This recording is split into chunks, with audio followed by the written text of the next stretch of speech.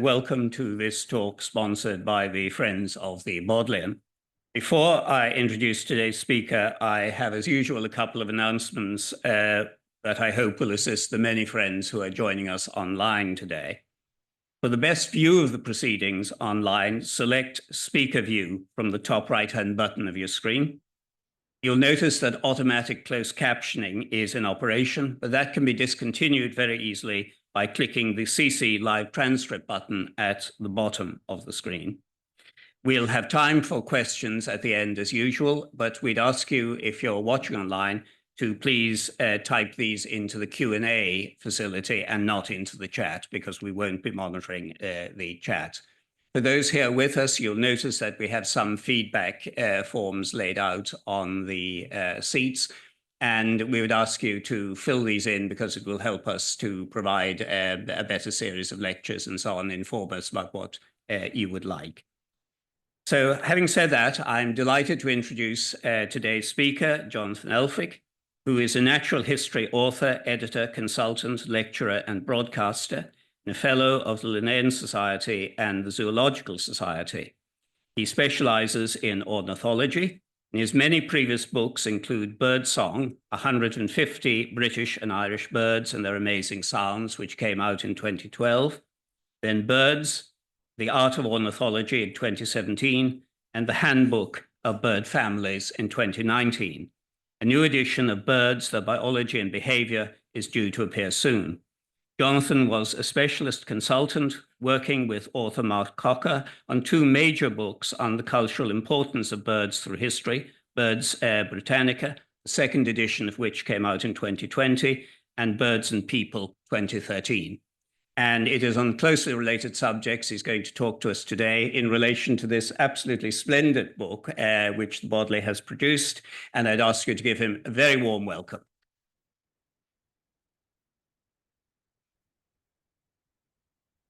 Many thanks. Can you all hear me?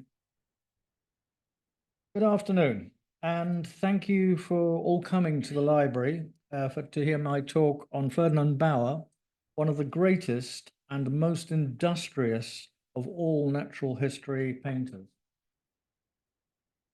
On 6th of March, 1786, two highly gifted young men of greatly different background, nationality and social class set off together on a voyage that would have a profound effect on the rest of their lives.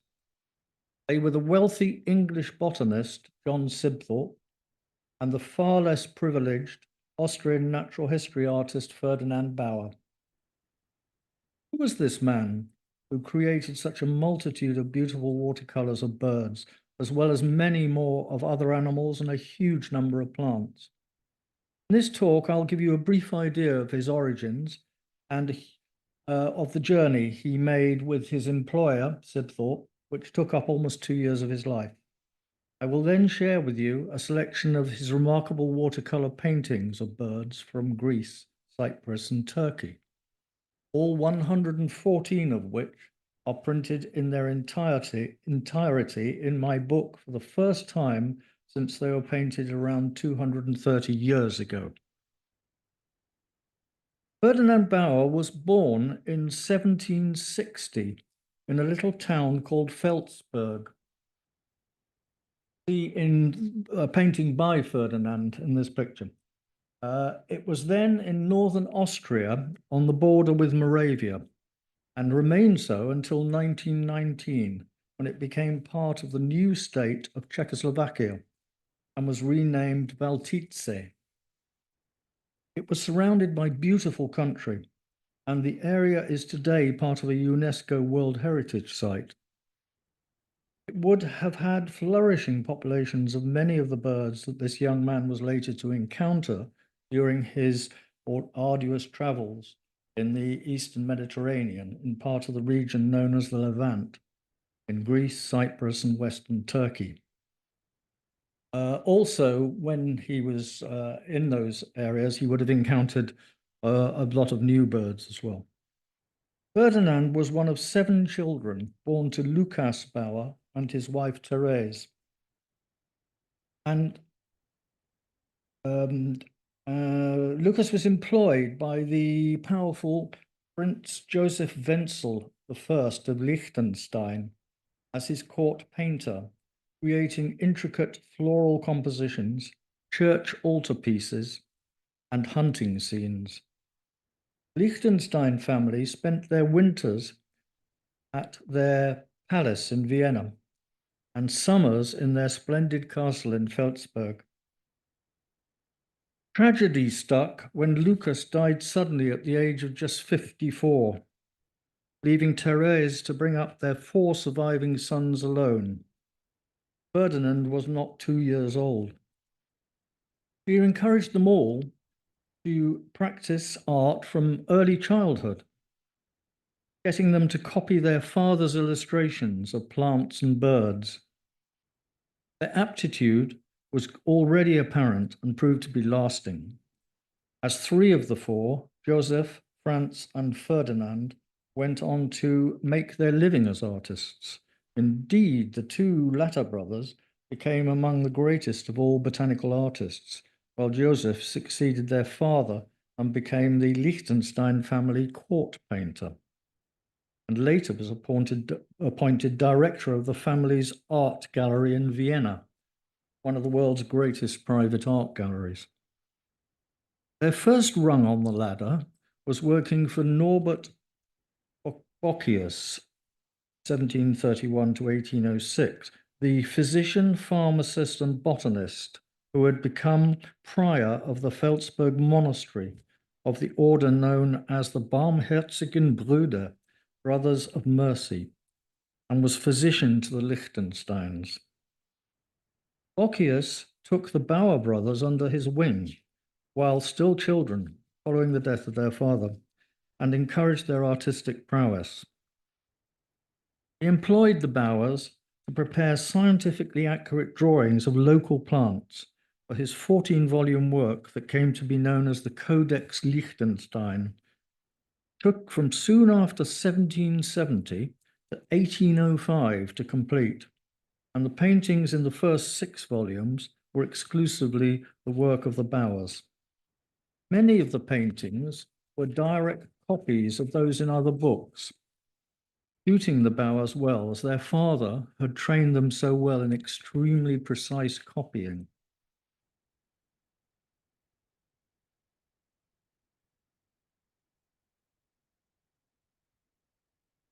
John Sibthorp was born in Oxford in 1758, 2 years earlier than Ferdinand. He was the younger son of wealthy parents, Humphrey Sibthorp, the second Sherardian professor of botany at Oxford University, and his second wife, Elizabeth. Humphrey gained his well-paid position by nepotism without having published a single word. In the 36 years he held the post, he made no advances in science and was reputed to have delivered only a single lecture. John proved to have a very different attitude to study and hard work. After graduating in 1777 from Lincoln College, he studied medicine in Edinburgh, before returning to be awarded an MA in 1780. 1781, he was awarded the Radcliffe Travelling Fellowship, which paid him handsomely at the rate of £300 per annum for a period of 10 years. Worth about £60,000 today, this extremely generous endowment enabled him to travel at leisure and in great style. He also had money inherited from the estates of both his father and his mother. He studied in France at the famous botanical institutions of the Jardin du Roi in Paris and Montpellier University on the Mediterranean coast. He soon became an outstanding botanist, highly competent at identifying plants. He was passionate about his subject and intensely driven, both in tracking down new species and in making a name for himself that would ensure his place in posterity. Primary motive for his 2 expeditions to the Eastern Mediterranean was that the region was relatively little known by botanists, and he would have the opportunity of advancing knowledge, not only by discovering many plants that were new to science, but also by giving already known species Linnaean scientific names. His next great opportunity for advancement came in 1784, when his father resigned the post and John was elected third Girardian professor of botany at the age of just 25. Following winter, he travelled to Vienna, arriving sometime in early November 1785. There, he was introduced to Ferdinand by the renowned Dutch-born botanist, chemist, and mineralogist Nicolaus Joseph von Jacquin, director of Vienna University of Botanical Garden, for whom Ferdinand and Franz were making drawings for a multi-part work von Jacquin was publishing, titled Icones Plantarum Rariorum. Sibthorp was immediately impressed with the quality of Ferdinand's work and commissioned him to serve as his painter and to accompany him on his planned tour of the Levant to record the plants he planned to collect. The 6th of March, 1786, the two young men left Vienna, travelling in Sibthorp's two-horse coach to Trieste, where they sailed to Venice and then slowly wound their way by hired coaches or on horseback southwards through Italy until they reached Naples. There they set out sail in late May or early June for Crete, arriving by the end of June. This is a map showing the route, the meandering route Sibthorp and Bauer took once they had left Italy via the Straits of Messina, on both the outward journey and their return almost 2 years later. They were frequently given primitive accommodation, often inhospitable due to filth or infestation with rats or noxious insects, sometimes so bad that they were forced to sleep outdoors. On this aspect, Sibthorp commented, "It may be useful to any future traveller in Greece to know beforehand what he has to expect from gnats and bugs. If he sleeps under tents, he is assailed by the one. If in chambers, he is beset by the other. And if he can obtain a sound nap in either case, good Lord, what must be the texture of his hide?" Robbery or worse was also a frequent risk. Sibthorp records in his diary how he and his fellow travellers were often fearful of attack by bandits on land and pirates by sea. He mentions in a letter to his father during his time in Crete, "Tomorrow I set off for the snowy mountains of Sfatia. I now botanize always with loaded pistols in my pockets." After leaving Crete, they travelled by sea and land to Istanbul, following the traditional caravan route, employing horses, camels, and donkeys to carry their large amount of luggage, as well as the members of the expedition. Travellers finally arrived in Istanbul, capital of the Ottoman Empire, in early September 1786, and doubtless were pleased to find respite from the rigours of travel and the strenuous ascent of a mountain, or Uludağ. The great city became their base until early March the following year. They must have marvelled at its size, since at the time it was by far the largest city Bauer and Sibthorp had ever encountered. Far larger than Vienna, Naples, or even London. As well as seeking out new plants for Sibthorp to identify and Bauer to draw, they made an excursion in November to stay on the island of Heybeliada, known in Greek as Halkis and referred to by Sibthorp as Chalcis. This is the second largest of the Prince's archipelago in the Sea of Marmara. As he did throughout the whole journey, Bauer worked with great diligence, not only drawing plants, birds, fish, and other animals, but preserving herbarium and animal specimens. Their next long journey was to Cyprus, and Sibthorp had hoped to be there as early in the new year as possible to ensure they would arrive in time to collect spring flowers, which had a short flowering period because of the very dry conditions. However, they were delayed by having to await the arrival of Sibthorp's friend John Hawkins. In sharp contrast to Bauer, whom Sibthorp unfortunately regarded as of inferior station, John Hawkins, 1761 to 1841, was a gentleman of considerable means, indeed being richer than Sibthorp. Great advantage to having him to accompany the party was that he was by far the most experienced traveller in the region. They arrived in Cyprus in early April. A major purpose of Sibthorp and Bauer's visit to Cyprus was to find new species, as the island had been little explored by naturalists previously. Sibthorp was able to list 616 species of plants, representing roughly a third of those identified there today, including several new to science, some of which proved to be endemic to the island. As an exception to his generally slapdash attitude to recording detail, Sibthorp produced a useful list of the birds of Cyprus, containing 81 species. Although he prepared this in 1787, it was not published until 1818, along with extracts from Sibthorp's diaries and notes by the Whig politician, writer and art historian Robert Walpole, great-nephew and namesake of Britain's first Prime Minister. The leading authority on the birds of Cyprus in the early 1900s, Sir John Bucknell, considered it the foundation of all subsequent publications relating to the ornithology of Cyprus. After leaving Cyprus on 14th of May 1787, the travellers sailed slowly across the Aegean, stopping off at various islands, and by 20th of June they were in Athens. This is a frontispiece painted by Ferdinand of Athens, showing, this was the frontispiece to volume 6 of the Flora Graeca, the one great work that was published after these travels.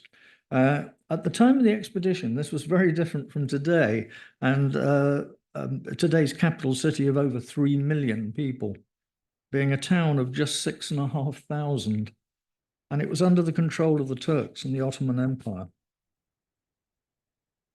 And here is a pencil, ink, and wash illustration by Ferdinand, one of the 123 surviving views he made of places visited on the expedition, collectively known as Mediterranean scenes. And as you can see, it shows a detail of the Parthenon atop the Acropolis. They were probably made in London using his pencil drawings, now all lost. They're very useful, actually, in showing the places they visited and the chronology of the trip, because Sibthorp was notorious at his very, very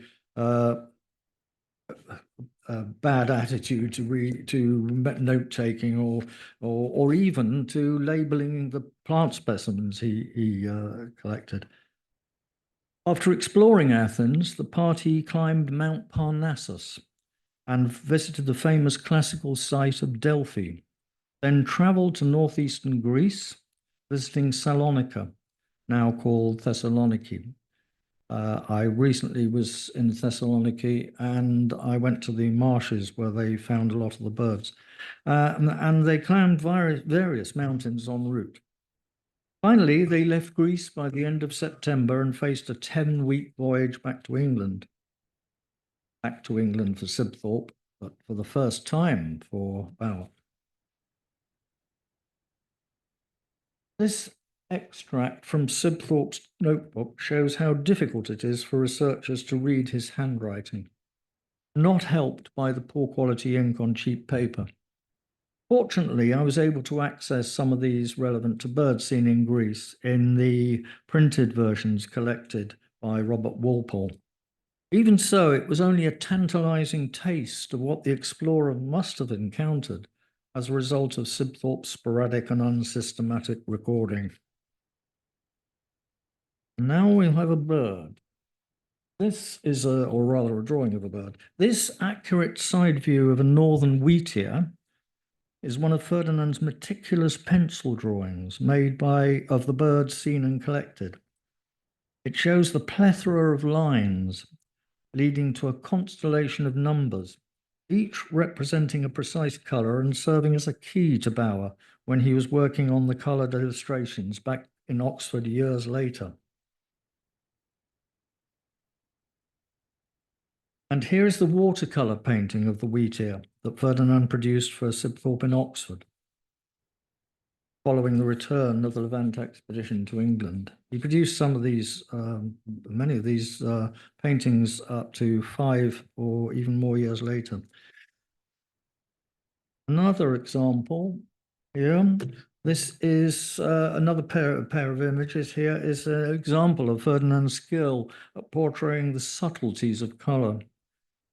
This is the pencil drawing, and you can see that there are quite a few numbers of different parts of the plumage. The bird is a red-billed chough, one of the world's 2 species of chough.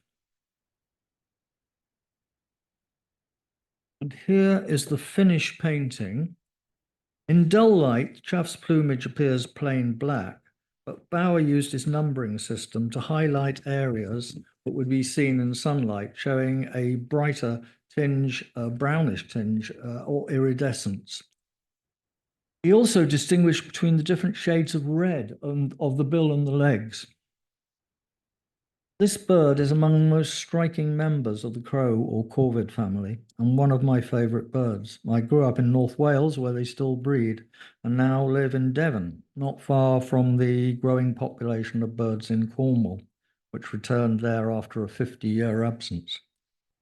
It's interesting that Sibthorp refers to the bird in his diary by one of its old names, the Cornish chough. Although now pronounced as chough, the name was originally chow, in imitation of its ringing call, and it was confusingly shared with the jackdaw.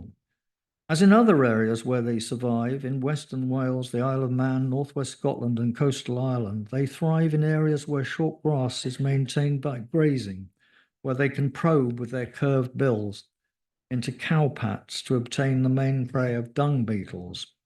In reserves, nature reserves, the cattle used to keep the turf short are fed on an organic diet that doesn't include ivermectin, a worming pesticide used by many farmers, as these not only kill cattle parasites, but also the dung beetles on which the chough depends. Ironically, research shows that the beetles themselves destroy a high proportion of the parasites. This is Mount Parnassus, and another view by Bauer. One of the places Sibthorp and Bauer are likely to have encountered the choughs, and probably also their relatives, the alpine choughs, which have a shorter yellow bill. They've ascended various high mountains, including Parnassus. The red-billed species, however, though mainly a bird of high altitudes, having even been recorded on Mount Everest, also occurs in places along rocky seacoasts. Another one of several birds that the travellers may have found in the mountains is the blue rock thrush, although, as with the chough, they are likely to have also encountered it at lower altitudes. In all cases among rocky terrain, from sea cliffs to quarries or old ruined buildings. The blue head and body plumage, which incidentally is rare in birds, blue, it's a rare plumage color, is characteristic of the male.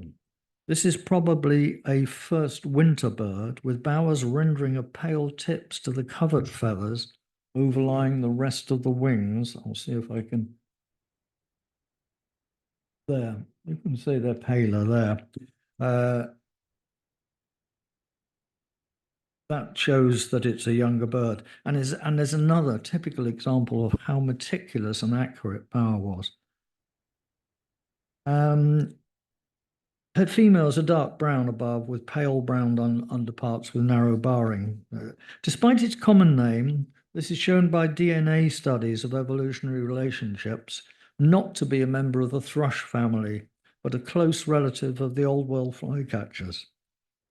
Its scientific name is Monticola solitarius, the genus name Monticola, meaning mountain dweller, while the specific name is an apt reference to the bird's essentially solitary lifestyle apart from the breeding season.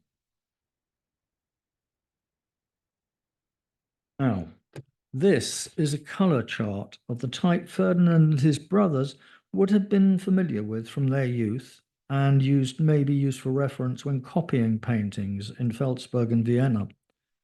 This one, known as the Madrid colour chart, was found in 1999 by one of the researchers in the archives of the Madrid Botanical Gardens, and the handwriting on it has been likened to that of one of the Bauers, but it really isn't certain.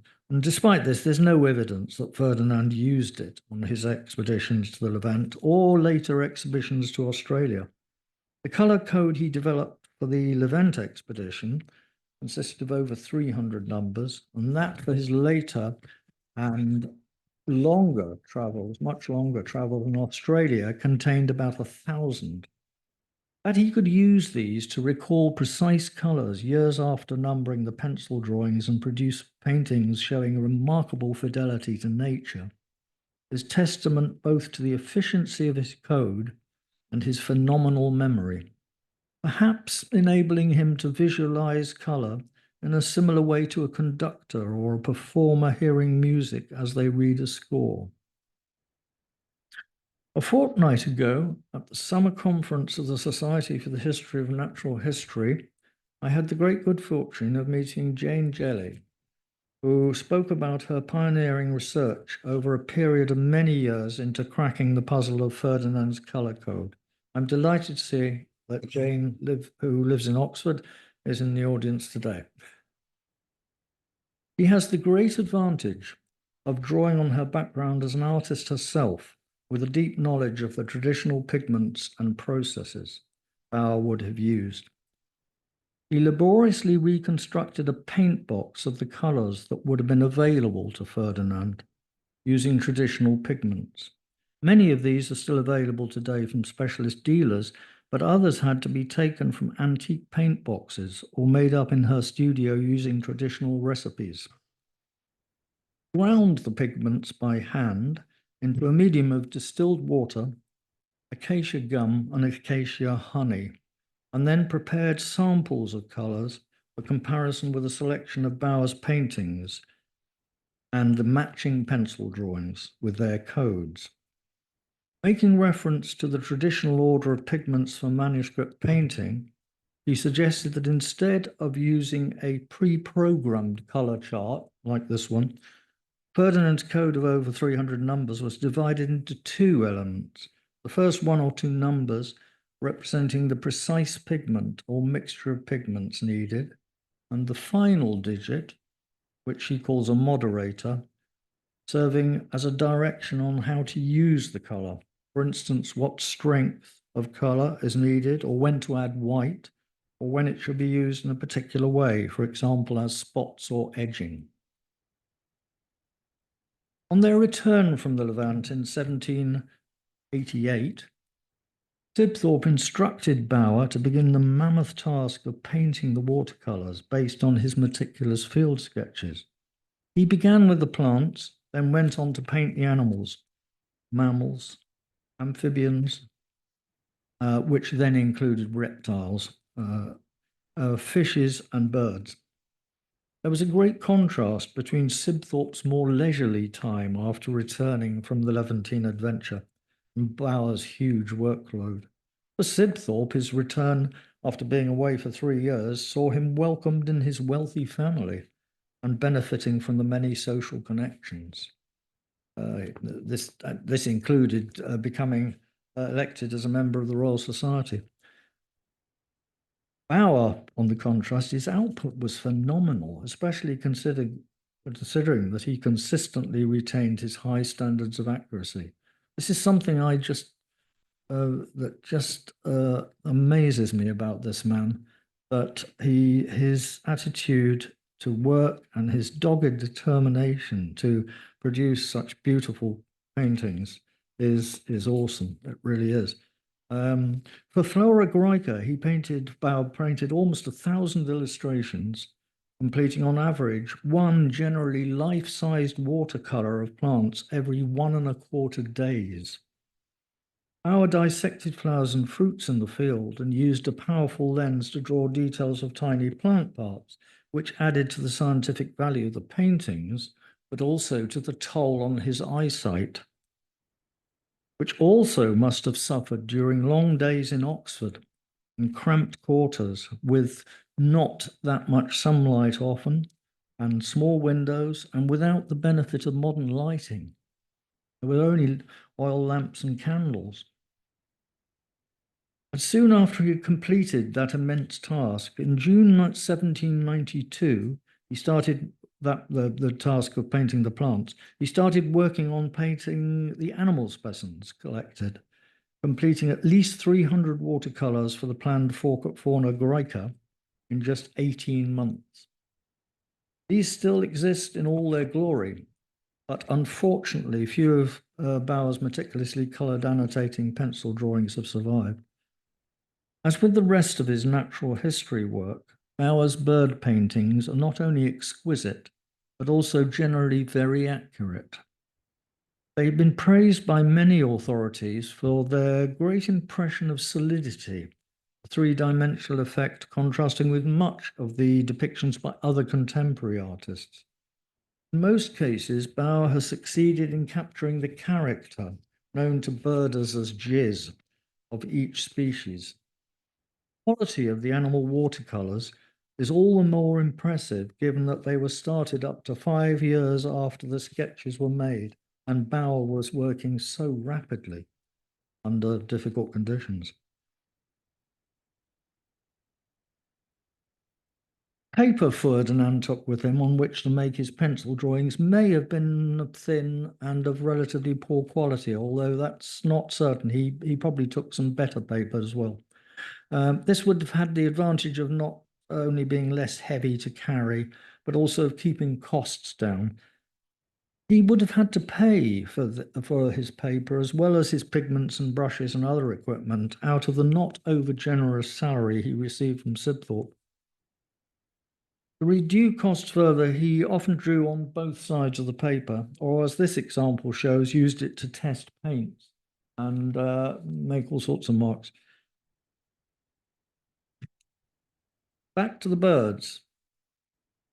This is a rock dove.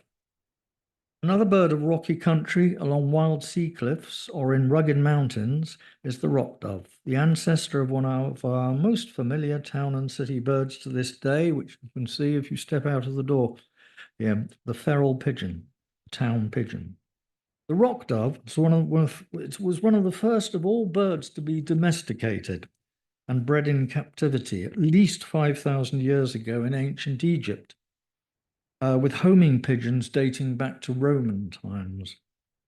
Over the centuries, many escaped or were set free, living independently as feral birds.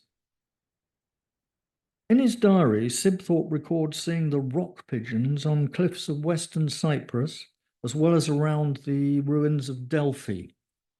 Today, pure wild rock doves are far scarcer, occurring only on remote coasts and inland cliffs in parts of Europe, and their survival is threatened by interbreeding with feral pigeons. There are very, very few in this country, probably just in western coasts of North Scotland and Ireland. As soon as I saw this painting, I noticed the hand-lettered note written by one of the ornithologists tasked with adding the names of the species over 50 years after Bauer had painted it.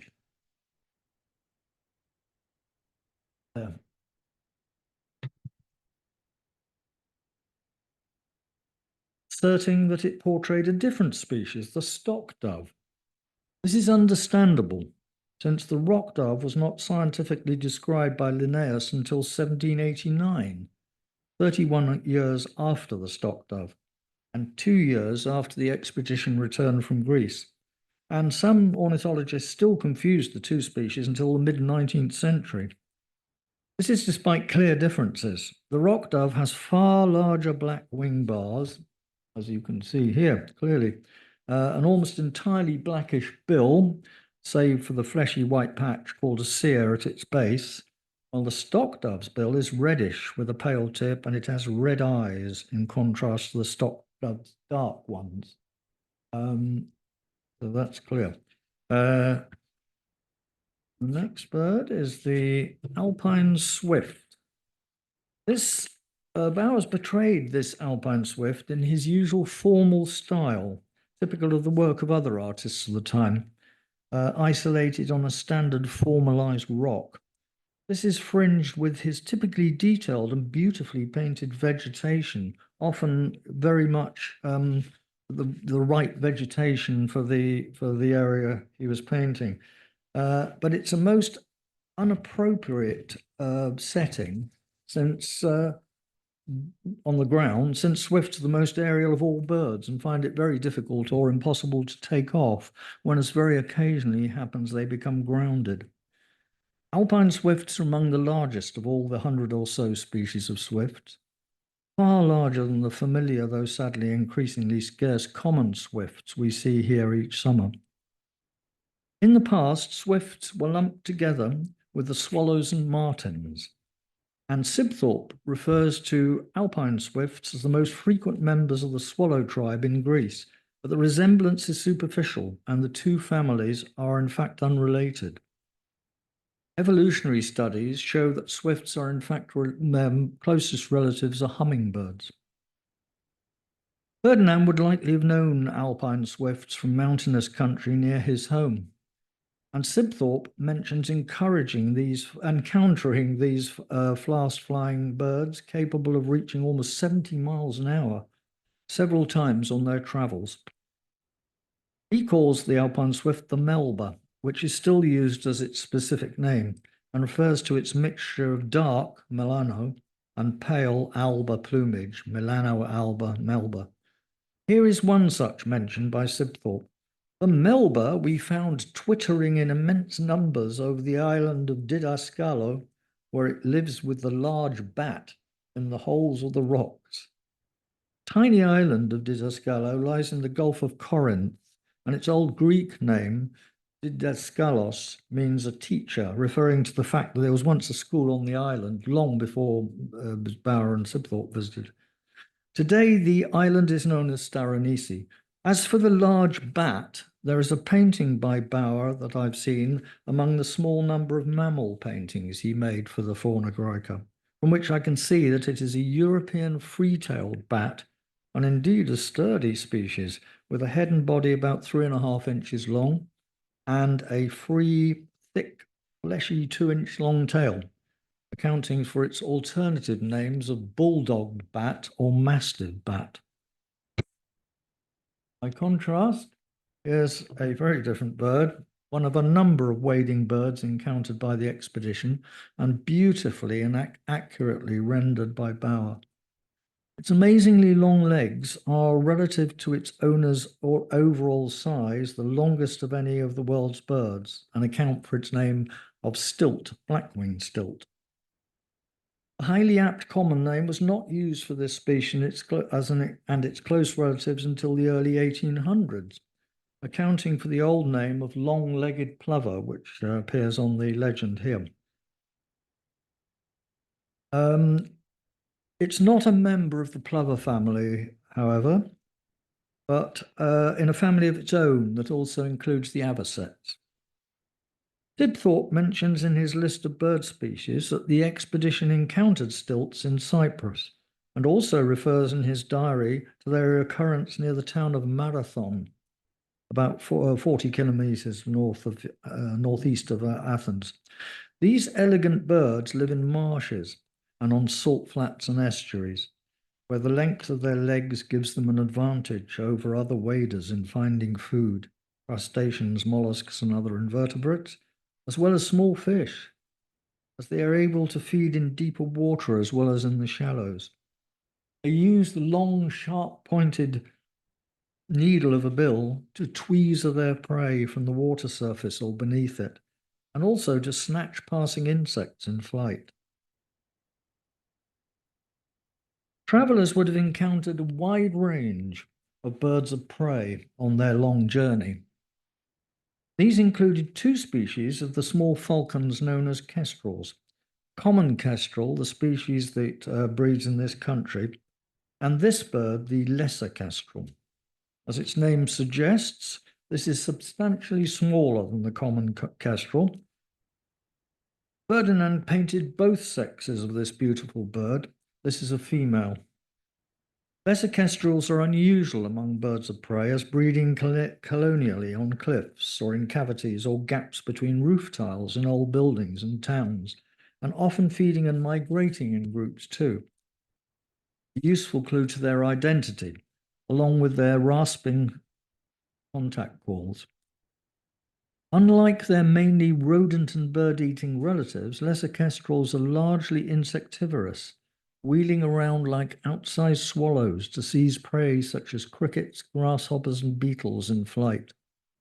Although somewhat smaller and with shorter wings and tail than the common kestrel, in practice, size is very hard to judge in the field, and the two species have very similar plumage, especially the females.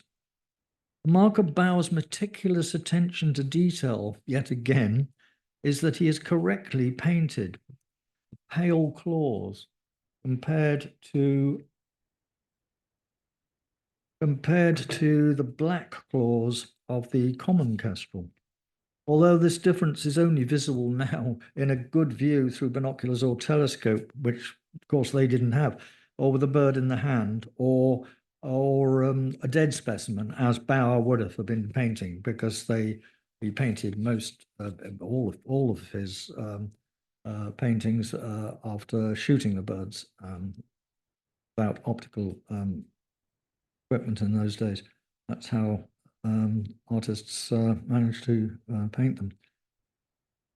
This is one of the birds that earn a place in Sibthorp's diaries again. He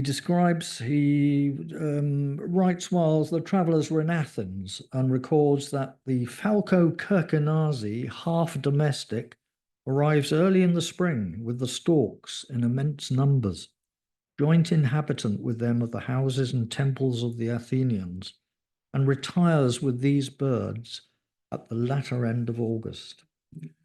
Sadly, I see fewer and fewer of these delightful birds on my travels in the Mediterranean. Since the 1950s, there have been declines of up to 90% in numbers and range in much of Europe, with their remaining strongholds in Spain.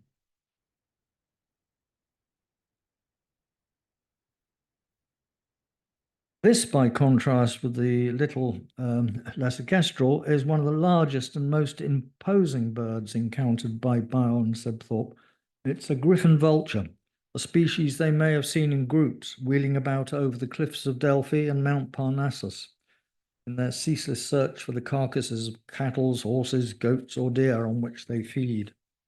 The individual that Ferdinand has portrayed here was unusually not a specimen he or Sibthorp or another member of their party shot, but one that was kept in captivity by a local inhabitant, probably having been taken from its nest.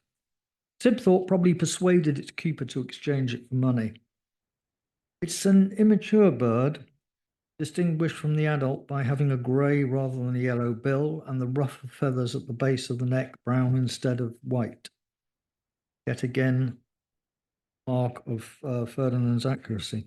Sibthorp recorded that it measured 1.1 meters, that's almost 4 feet, from the tip of its deep hook bill to the end of its short tail.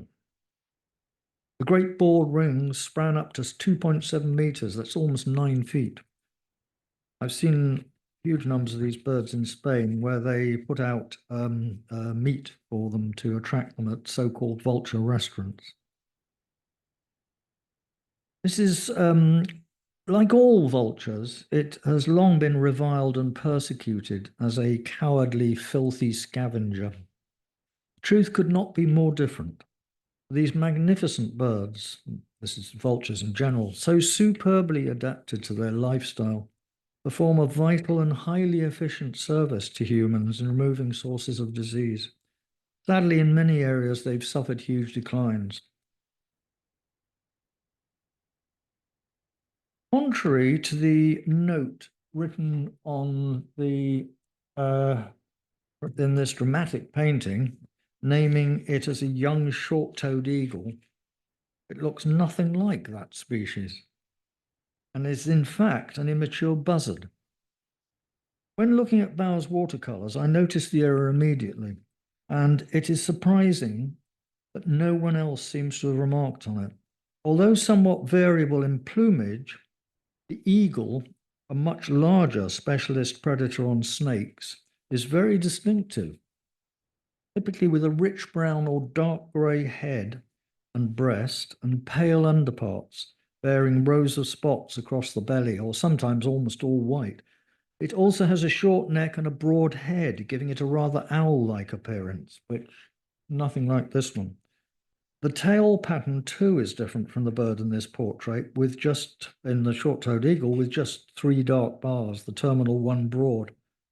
And also, finally, the bare skin at the base of the bill, typically blue-grey in the eagle, not yellow as in the buzzard. Another difference is that the eagle has unfeathered lower legs, whereas the buzzards are clothed in elongated feathers, looking like baggy shorts, clearly shown here. Sibthorp failed to keep regular and reliable records of the identity of birds or the locality of birds they shot. None of the many preserved birdskins, fish, reptiles, or any of the other animal specimens from the Levant expedition have survived, a fact that makes Ferdinand's detailed illustrations of extra importance in documenting which birds occurred in the region at the time of their journey. Here, by contrast, is one of Bauer's paintings of a small songbird. And in this case, Hugh Strickland, one of the ornithologists tasked with adding notes identifying species, the notes that appear below, has corrected another of them, the ornithologist, Frederick Holmes, whose note suggests it may be a barred warbler, though admittedly with a hesitant question mark added. Strickland suggested it is an alpine centaur, which it certainly is. As I clearly saw immediately, I saw this beautiful, accurate, and lively portrait. It's not a warbler at all, but a member of a different and far smaller family of songbirds comprising just a dozen species, most of them breeding only or almost exclusively in Asia, and all but 2 of them, including this aptly named bird, being restricted to high mountains. One of the exceptions, along with this one, is the dunnock, a common and familiar little bird that you probably all know that shuffles about mouse-like in our gardens, as well as living in woodland, scrub, and lowlands, and also in mountains in southern Europe. Now, this, in one way, is the most significant of all Ferdinand's bird paintings from the Levant. It clearly depicts a species that was not scientifically described until 85 years after Bauer and Sibthorp met it, on the island to which it is confined as a breeder, and that island is Cyprus. Its formal zoological description was by one of the many 18th and 19th century clergymen naturalists, a strikingly red-bearded Canon Henry Baker Tristram. A great traveller and a highly skilled observer with a huge collection of bird skins, eggs and nests, he was an expert on the birds of the Bible and also the first ornithologist to support the theory of evolution by natural selection. Remarkably, it was not in Cyprus that he found the Cyprus warbler, but during an expedition to Palestine, where he distinguished a pair of birds from among some similar Sardinian warblers. It was originally called the Palestine warbler, but as it is only a winter visitor to the Red Sea area and breeds only in Cyprus, the name was changed. This drake widgeon is one of 7 species of ducks painted by Bauer for the unpublished Fauna Graeca. His superb painting skills are shown to the fore in this lovely and accurate portrait. He would most likely have encountered this surface-feeding duck as a winter visitor or passage migrant from its breeding grounds in northern Europe. He's included a line drawing showing on the left, showing the many hard spines called lamellae that line the insides of the short, rather narrow bill and are adaptations for grasping the shoots of meadow grasses or marine eelgrass on which the bird feeds, in a similar manner to the way geese graze. As well as being beautiful to look at, male widgeon utter wonderful wild contact calls. They don't quack like mallard, but utter loud whistles, sounding particularly dramatic when a flock calls in unison, so the whistles overlap. This is a bird that will be familiar to you all, thanks to its size, partly approaching that of a golden eagle. It's one of 5 species in the heron family that Bauer painted, another being the even slimmer and more richly coloured purple heron that graces the cover of my book. This is another of Bauer's paintings, like that of the widgeon, and like all but one of the other herons, where he's shown a line drawing detail, not only of the bill, but also details of the claw that tips the middle toe of each foot with its comb-like or pectinated edge, contrasting with the plain surface of one of the other claws, the claws of the other toes that he's included. Suggested functions for this arrangement are that the heron uses it to remove parasites or fish slime from its plumage. After returning from abroad, John Hawkins encouraged Sibthorp to realise his plans for a second trip to the Levant. He also hoped that Bauer would join them, but when he contacted him, the Austrian was understandably wary of committing himself to another greatly demanding journey, especially as he felt that Sibthorp had not treated him with respect and underpaid him for such a huge volume of work over so long a time.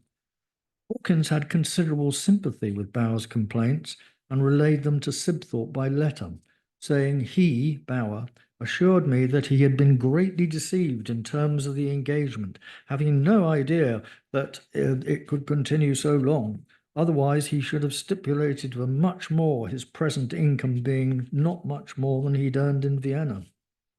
Sibthorp's reply was characteristically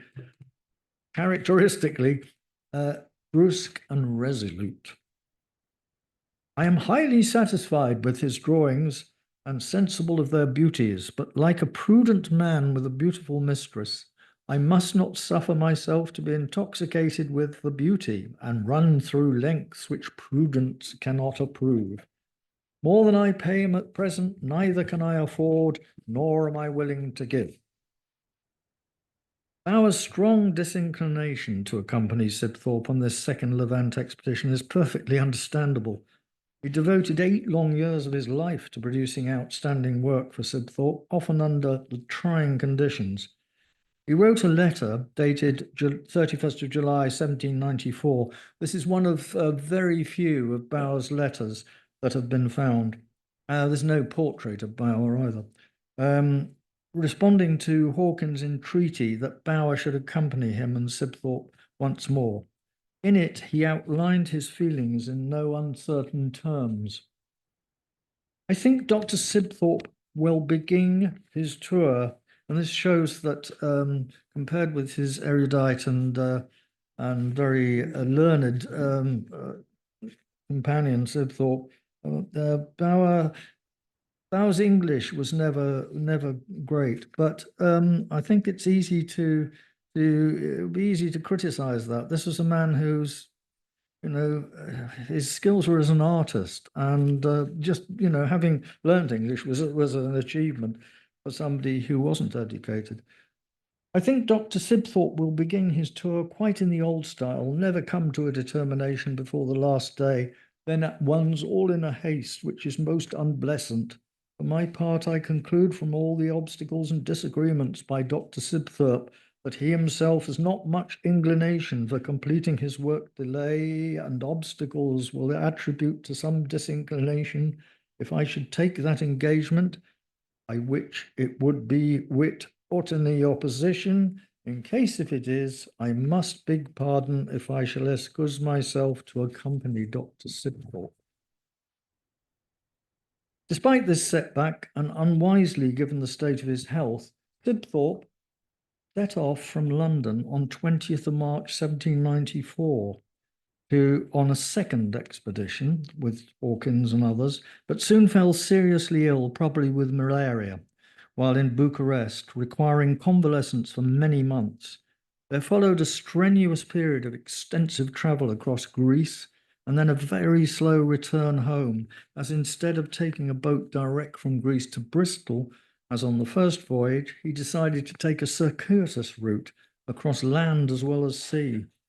He did not arrive in Bristol until 8th of October 1795, and now gravely ill, made haste to reach Oxford and home. Despite being bundled off to the city of Bath in the hope of a cure, this failed to alleviate his symptoms, and he died there only a few months later, on 8th of February 1796, aged only 37. As well as being one of the most sumptuous and important and arguably the greatest of all floras, the Flora Graeca is both the most expensive and one of the rarest.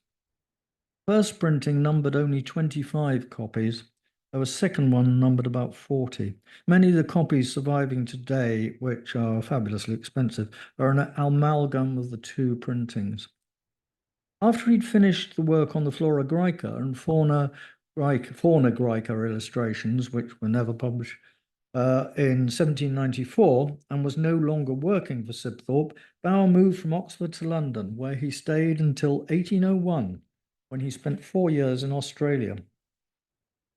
On engaging him as an artist on the first Levant expedition, Sibthorp had paid Bauer £80 per year.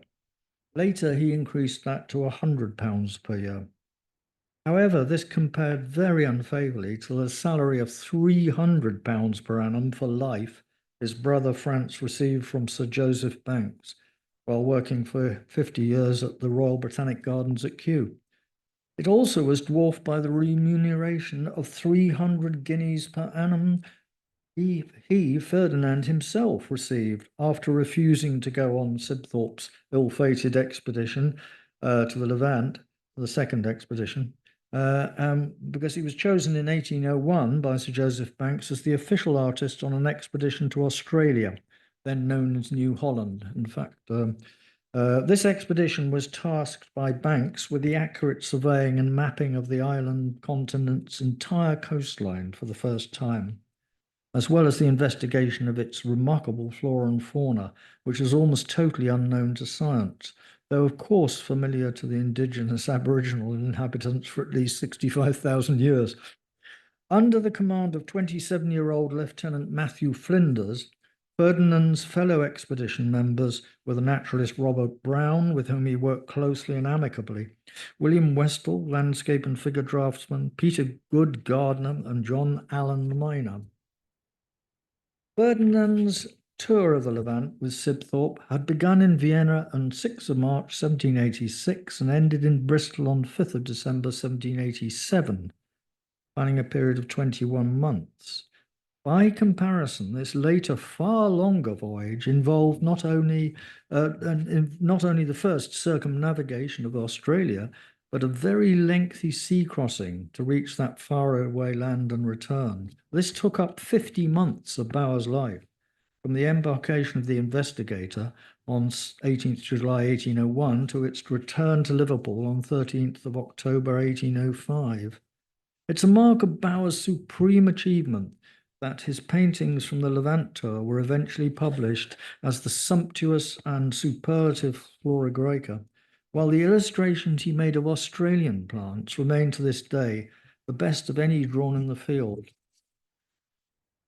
He also made many fine pencil drawings of Australian birds and other animals, as as with the plants, including species new to science, for example, some of the parrots.